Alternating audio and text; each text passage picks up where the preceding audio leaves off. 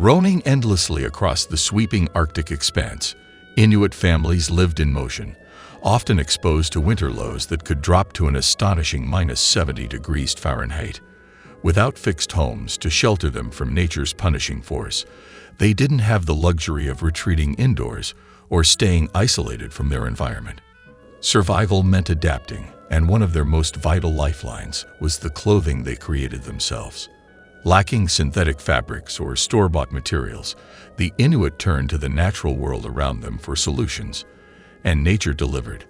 They used animal products not just out of necessity, but with refined expertise, selecting each material for its distinct performance in the cold. Trapping air within and forming a barrier against the chill, a concept that today's man-made fabrics attempt to imitate. When facing wet and icy conditions, seal skin was unbeatable. Its oily texture made it naturally water-repellent, ideal for the outermost layers when venturing out to hunt or navigate icy waters in a kayak.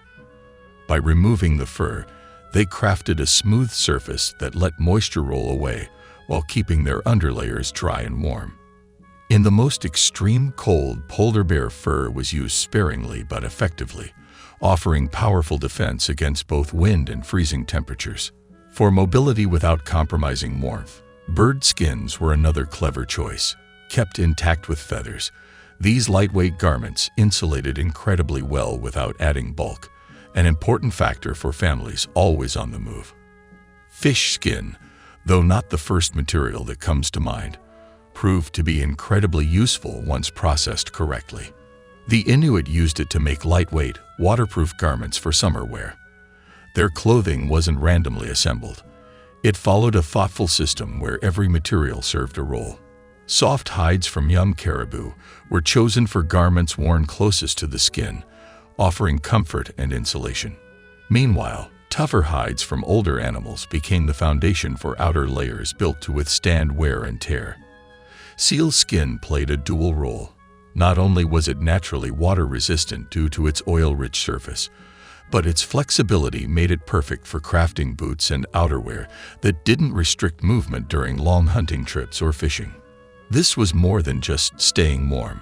It was about survival, knowing how to read the land, use every part of an animal, and build clothing perfectly suited for the Arctic's unforgiving cold. With generations of experience, the Inuit crafted garments that still outperform many modern designs. Each animal offered something different, and the Inuit understood how to combine those qualities for maximum protection, because in below-zero conditions, even a small mistake could be deadly.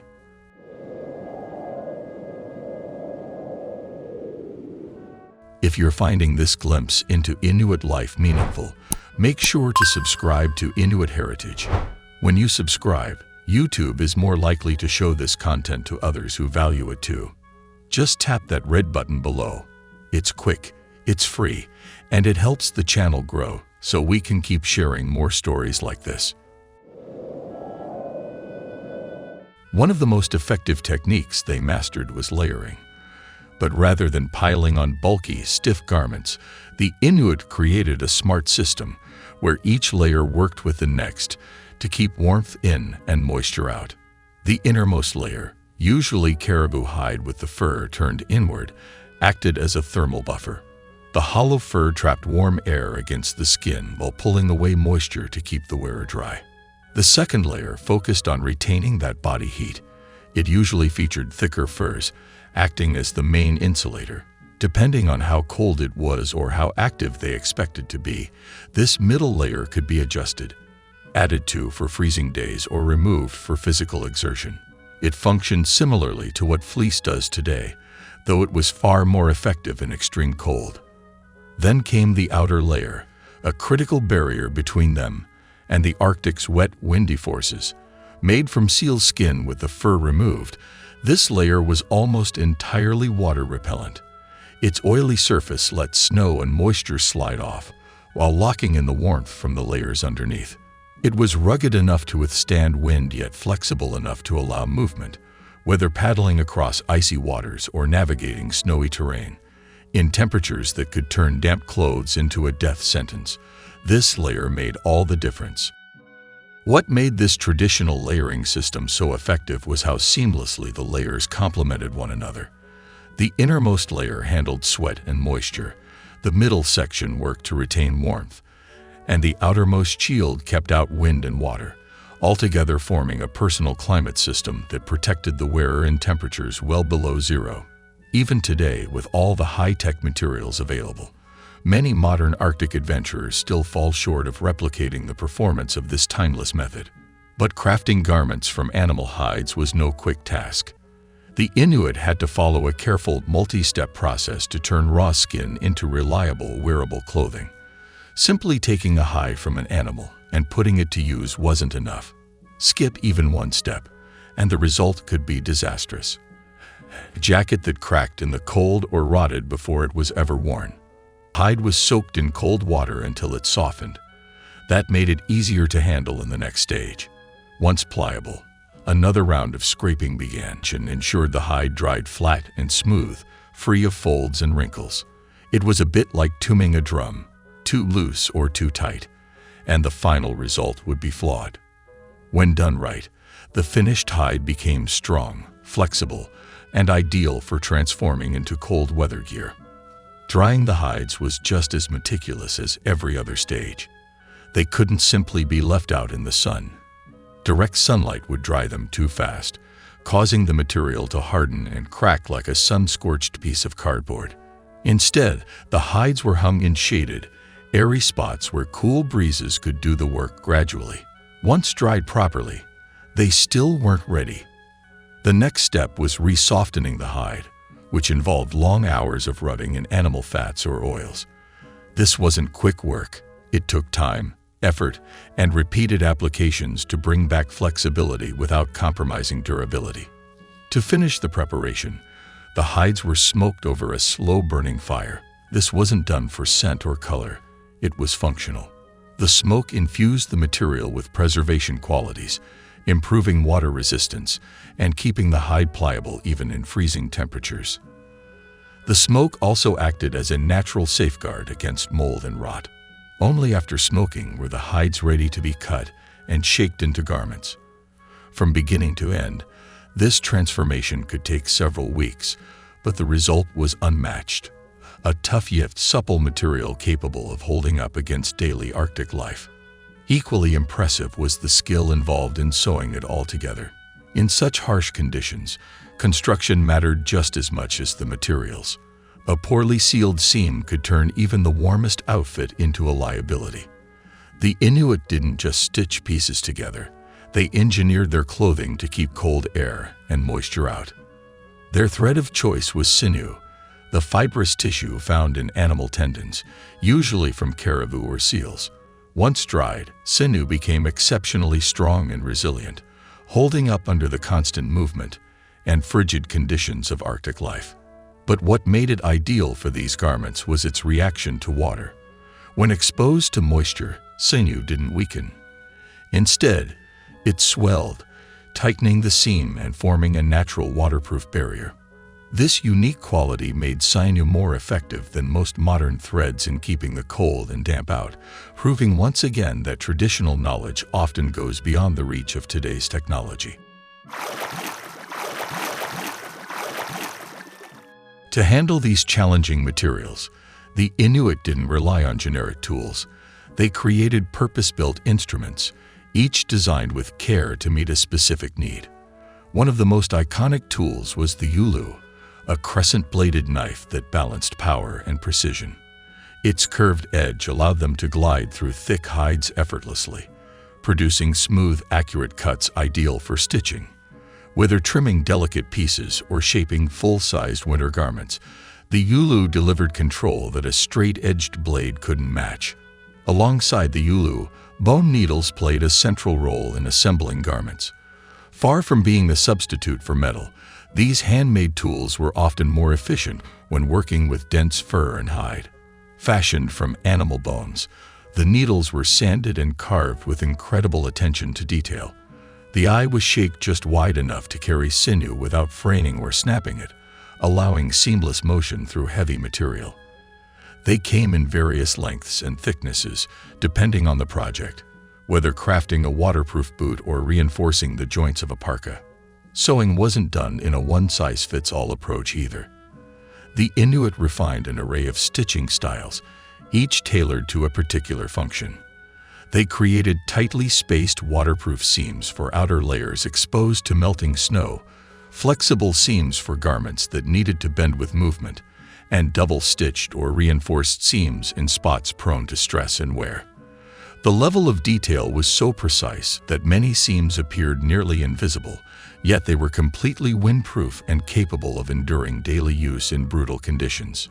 These were not just survival skills.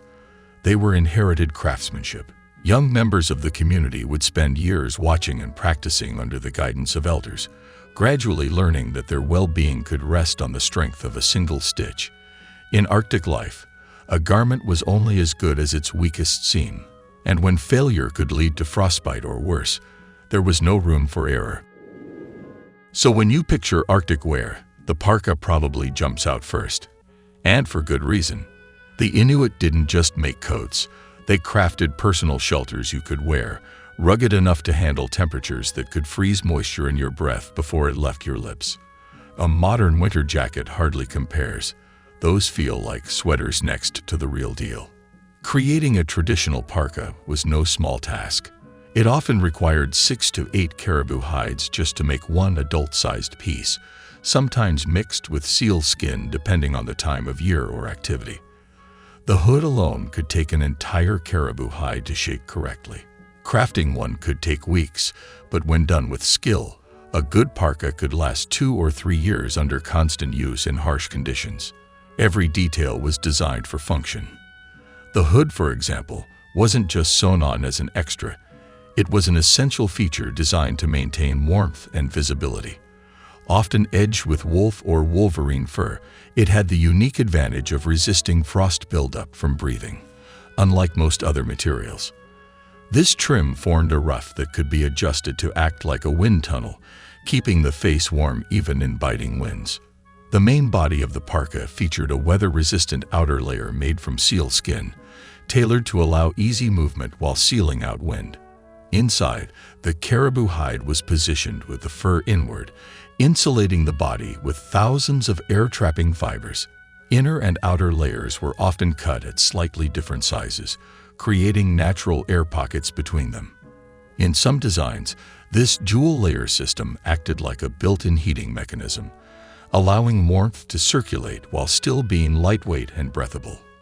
What set these parkas apart was how well they adapted to different needs. Women's versions were constructed with enlarged hoods and extended backs to carry infants in a pouch called an amati, keeping both mother and child safely insulated. Men's hunting parkas had shorter fronts for easier walking and longer backs, so they could sit directly on ice while waiting out prey. Even at -76°F, these garments could keep the wearer not just alive, but comfortable. Few modern outfits can claim that. And when it came to protecting the feet, the Inuit were just as resourceful. Cold feet in the Arctic aren't a minor annoyance. They're a serious threat.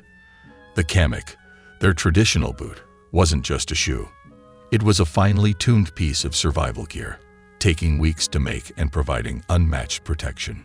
Long before insulated commercial boots hit the shelves, the Inuit had already mastered the formula for warmth, dryness, and mobility in snow-covered terrain. To craft just one pair of kamiks for an adult, Inuit seamstresses needed at least 2 seal skins along with caribou hide for the inner lining. This wasn't a task completed overnight. An experienced craftswoman might spend close to 2 weeks working full-time to complete them. Every phase demanded care, from cleaning and softening the hides to cutting precise shapes and sewing with waterproof techniques. Once finished, these boots could handle 6 to 8 months of rigorous daily wear before showing serious signs of wear. What made kamiks truly exceptional was how they were built in layers. The outermost shell was usually made from bearded seal skin, specially treated to be both waterproof and supple, even when temperatures dropped well below freezing. For the soles, the toughest sections of the hide, often from the seal's back, or even the thick-skinned walrus, were used. These parts could handle sharp ice, rocky ground, and constant movement without breaking down. While modern boots often stiffen and lose flexibility in the cold, Kamik stayed soft and responsive, no matter how low the thermometer dipped. Inside, the brilliance of their design continued. A removable liner made from caribou fur, with the fur turned inward, surrounded the foot in a warm, breathable cushion of air. This liner wasn't permanently fixed, allowing it to be taken out and dried easily, critical for preventing dampness that could otherwise lead to frostbite. In some designs, there was an added middle layer made from woven grass insulation, which could be replaced each day to ensure dryness even on long hunting expeditions. Their stitching was just as refined. Using sinew and waterproof techniques, every seam was designed to swell when wet, sealing out water more effectively than many modern waterproof materials. That meant a hunter could wade through slush or step onto thin ice and still keep dry. Kamiks also came in variations tailored to specific needs. Summer versions were lighter, often made fully from sealskin to handle wet terrain during fishing and coastal travel. Winter pairs had more fur for warmth, and sometimes even featured scored patterns on the soles to enhance traction on slick ice. But surviving in the Arctic wasn't only about the large, obvious garments. The Inuit also perfected smaller accessories that played just as vital a role. These items, gloves, mitts, belts, and hoods, were thoughtfully crafted with the same precision, proving that no detail was too small when facing nature's most extreme environment. Each piece had a function, and each was designed to maximize warmth, comfort, and mobility while ensuring nothing was left exposed to the cold. Mittens highlighted the Inuits' practical ingenuity in cold weather clothing. Unlike gloves that isolate the fingers and reduce collective warmth, Inuit mittens grouped the fingers together, letting them share body heat. These weren't just single-layer mitts, they had a sophisticated construction. The exterior was made from waterproof seal skin, shielding the hand from moisture and wind. Inside, a thick middle layer of caribou fur provided exceptional insulation, and a soft inner liner helped wick away sweat, keeping hands warm and dry. An extra long cuff extended far past the wrist, ensuring no cold air could creep in where the sleeve and mitten met.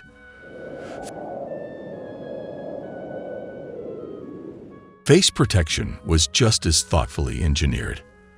The Inuit developed custom-fit coverings, often trimmed with fur, to shield the cheeks and nose from frostbite.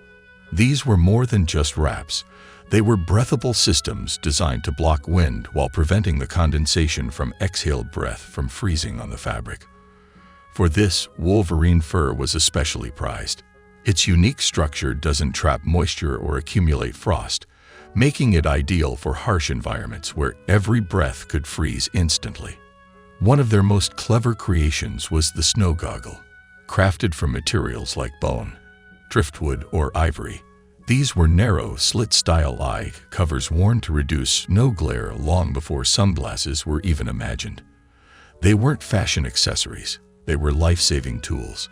The narrow slits filtered out intense, reflected sunlight from snowy surfaces, drastically lowering the risk of snow blindness, a condition that could incapacitate a hunter far from home. Tiny ventilation holes were also added to prevent fogging, keeping vision clear while maintaining eye protection. Headwear followed the same attention to detail.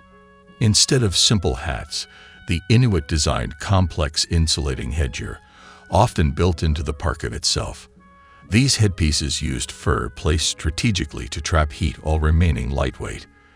Adjustable drawstrings or toggles let the wearer seal in warmth during extreme cold or loosen things up when more ventilation was needed during physical activity. The design not only preserved core body heat, but also adapted to rapidly changing Arctic conditions, yet another example of survival through smart, time-tested innovation. Each piece of Inuit clothing, from headgear to boots, was intentionally crafted to function as part of a larger system.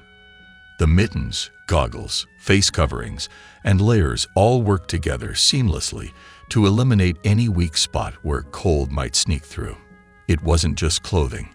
It was an integrated survival system, carefully refined over generations. And while much of that traditional gear was made using animal hides and natural materials, the principles behind them still shape the clothing worn in the Arctic today. In modern Inuit communities, ancestral knowledge hasn't faded, it's been adapted. New materials and technologies have joined the old, leading to garments that combine centuries of know-how with 21st century convenience. The fundamentals remain the same: keep moisture out, trap body heat, and block wind. But today's clothing might feature polar fleece where caribou fur once sat, or include Gore-Tex alongside traditional sealskin. Rather than fully replacing traditional methods, many have chosen to blend them, using synthetic materials where helpful while holding onto the strengths of natural ones. The parka, a symbol of Inuit ingenuity, continues to evolve. Modern versions may use man-made insulation and weatherproof shells, yet they retain the vital elements of the original. The snug hood, the protective fur ruff, the layering strategy, all still play central roles. These features weren't cosmetic additions. They were born from survival needs, and they still serve those same needs today, whether made with caribou hide or high-tech fabrics. Even in a world of modern materials, the heart of Inuit design remains alive and well in the garments that continue to shield Arctic dwellers from the unforgiving cold. One notable shift in recent years reflects a broader cultural and environmental awareness.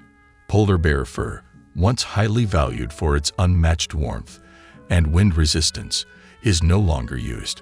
Conservation efforts and stricter hunting laws have made its use both ethically and legally restricted. Similar changes in wildlife management and material access have influenced modern Inuit clothing.